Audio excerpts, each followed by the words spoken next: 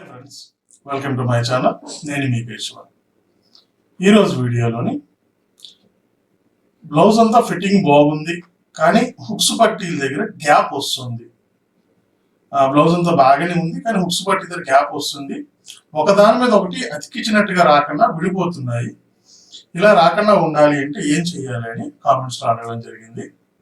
దాని గురించి వివరించే ప్రయత్నం అయితే చేద్దాం. అయితే హుక్స్ పట్టీలు మీకు విడిపోతున్నాయి అంటే ఫస్ట్ బ్లౌజ్ టైట్ అయింది, ఒకటి అర్థం చేసుకోండి. బ్లౌజ్ టైట్ అయిన తర్వాత ఆ టైట్నెస్ కి హుక్స్ పట్టీకి కాజా పట్టీకి మధ్యలో గ్యాప్ అనేది విడిపోతుంటుంది. ఇది ఒక కారణం. లేదా హుక్స్ల మధ్యన గ్యాప్ ఎక్కువైపోయినా ఆ టైట్నెస్ మీద క్లాత్ అనేది విడిపోతుంది. ఏదైనా మెయిన్ రీజన్ అయితే బ్లౌజ్ టైట్ అయింది అంటే ఫిట్టింగ్ కోసం అని టైట్ గా కుట్టుకున్నారు, బాగుంది. అంత టైట్ గా కుట్టుకున్నప్పుడు హుక్స్ల దగ్గర గ్యాప్ తగ్గించాలి. అంటే 5 హుక్స్లు వేస్తున్నారు అనుకోండి, ఒక 2 హుక్స్లు పెంచండి, 7 హుక్స్లు వేయండి.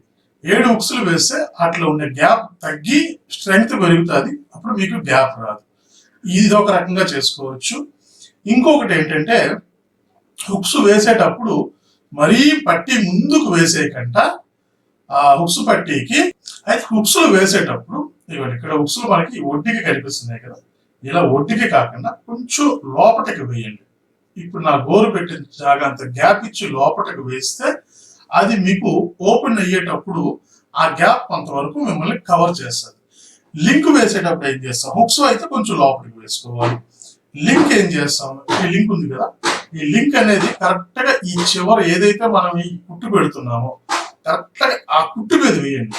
కుట్టు మీద వేస్తే ఆ హుక్స్ పడిన తర్వాత దానికి ఒక 1/4 ఇంచ్ గ్యాప్ ముందుకుంటుంది కాబట్టి ఓపెన్ కాకుండా కాస్త మీకు అది సేవ్ చేస్తుంది. సో మీకు 2 మార్గాలు చెప్పాను. ఒకటి బ్లౌజ్ కి చిన్న లూజ్ పెట్టుకోండి, హుక్స్లు దగ్గరికి వేసుకోండి.